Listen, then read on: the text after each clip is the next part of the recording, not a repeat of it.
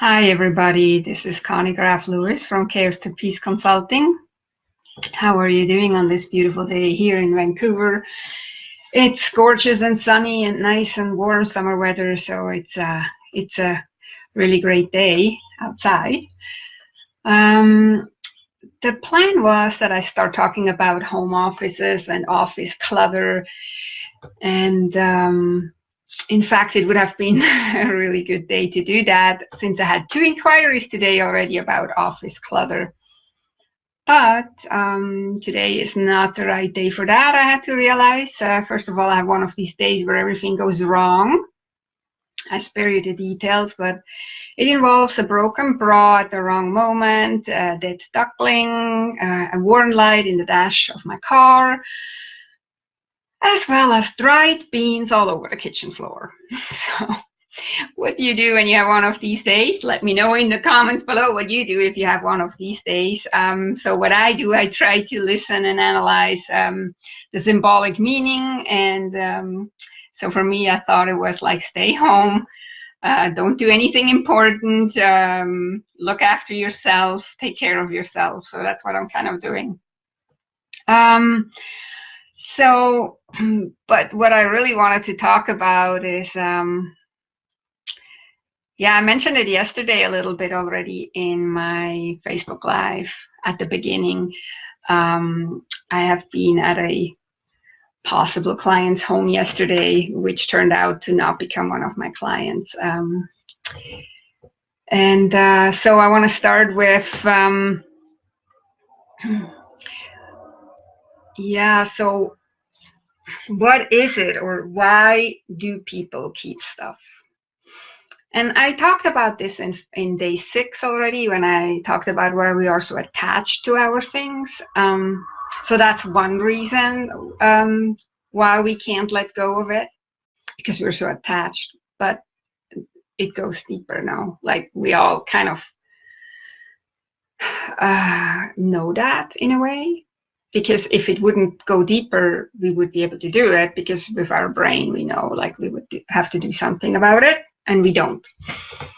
So a lot of people keep the stuff or can't let go because they keep the stuff just in case.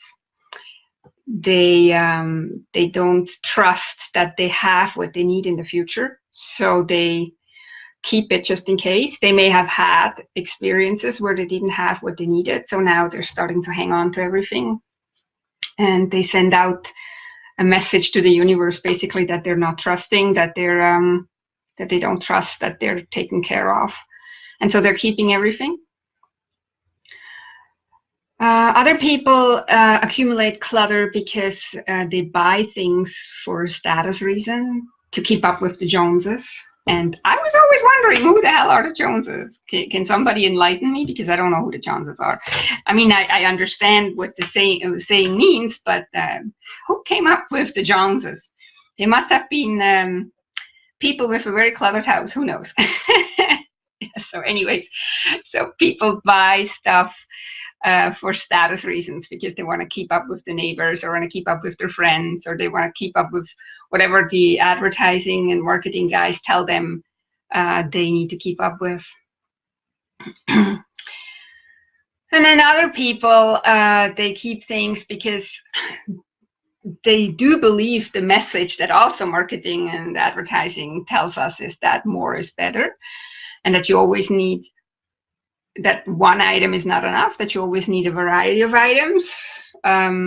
Like, for example, in the kitchen gadgets, you won't believe how many gadgets people have in the kitchen. And, you know, it's not like I have nothing. I have also a Vitamix, and I have a food processor, and I have a stand-up mixer and stuff like that, but I actually really use it. But I don't need to have every single gadget that comes out. And if I do feel like I need a new item that came out, then I always look and see, can I not use something that I have already to do the same job? And if not, then which item could I let go to let this new item come into my life? So that's just how I deal with it. Might be a little tip for you if you have this issue. Yeah, but now coming back to what I experienced yesterday.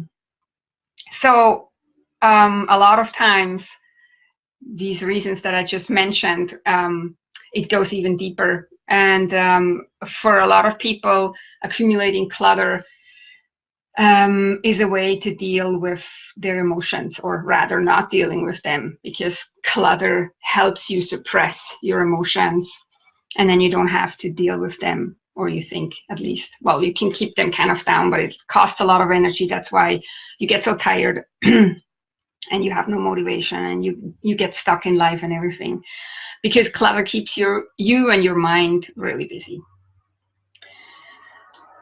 And so that's also the reason why then people, the more clutter you have, the more problem you have to decluttering it, because you lack the motivation, you lack the energy, because the clutter steals it all from you already.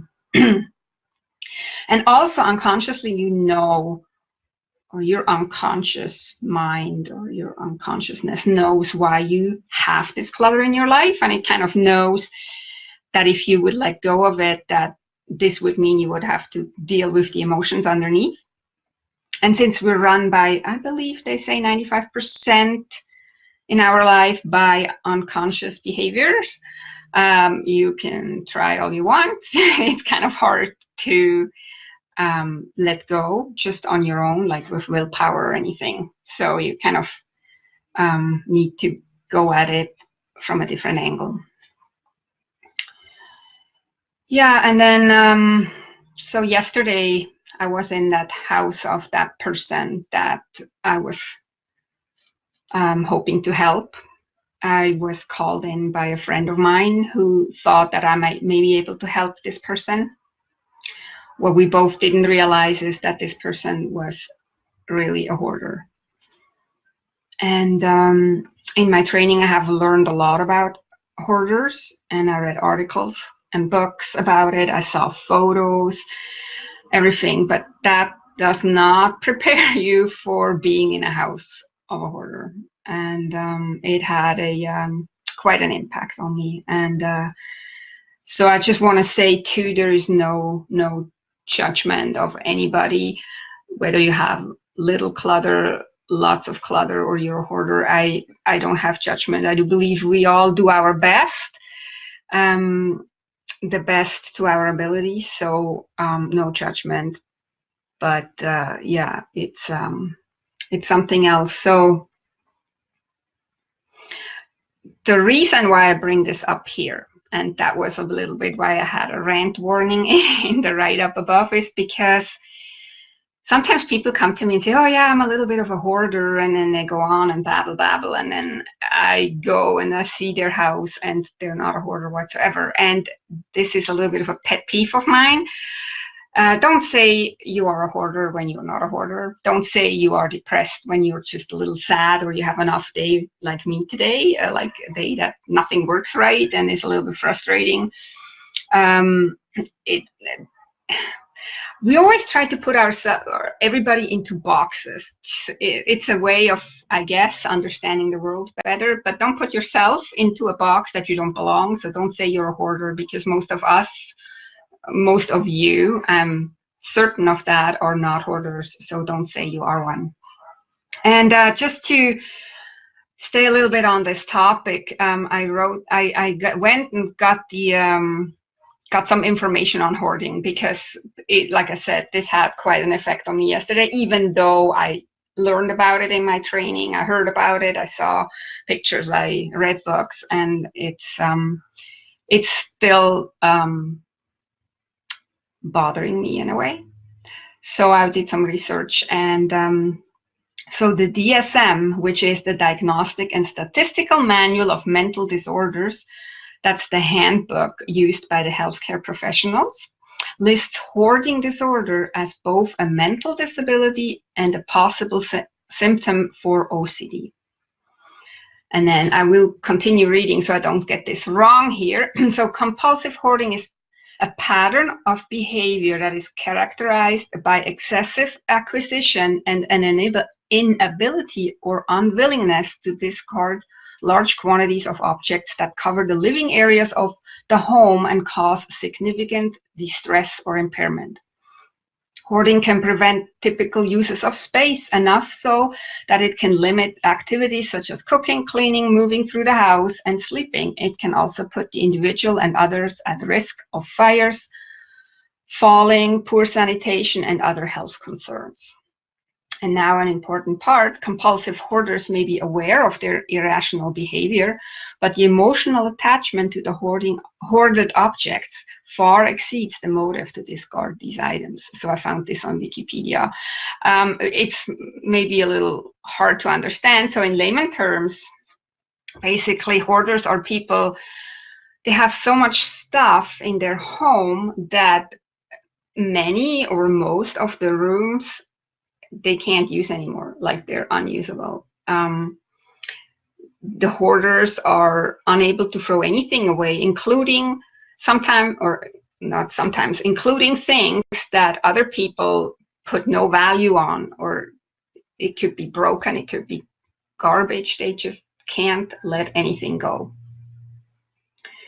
And for that person yesterday, that was the case. So she had a 4-bedroom house and it was filled to the brim. So 3 bedrooms were completely, you couldn't even go in there.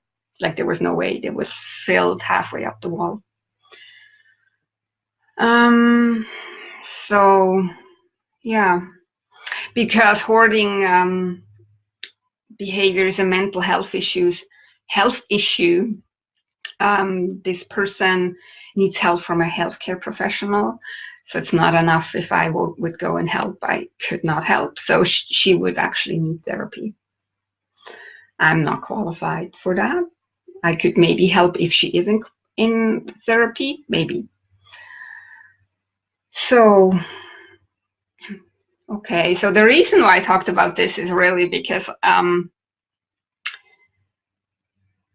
I don't like when people call themselves hoarders when we all know they are not, or when they themselves know they're not. So that's a little bit what my rant is. And just also, yeah, just having been in this house just for 45 minutes, it's like, it's so sad. And it's, so I just like to say to deal with your clutter as long as it's not out of hand yet. It's much easier and cheaper too. Oh yeah, that's the other thing I wanted to say. So this person, I was not the first organizer or clutter clearing practitioner that was there. Apparently, I heard there was another person or a company there, and they quoted her $10,000 to $15,000 to clear the house. And that's a lot of money. So that's another thing that I wanted to say is clutter costs you a lot of money. And I will talk maybe about that in future Facebook Lives too. But yeah, so somebody will have to pay, whether it's her or whether it's her loved ones once she is not on Earth anymore. Somebody will have to pay for this house to be cleared out. And it's not pretty, not pretty. So, okay, so that was it for today. My name is Connie Graf Lewis from Chaos to Peace Consulting, and I hope you guys have a great evening. Bye.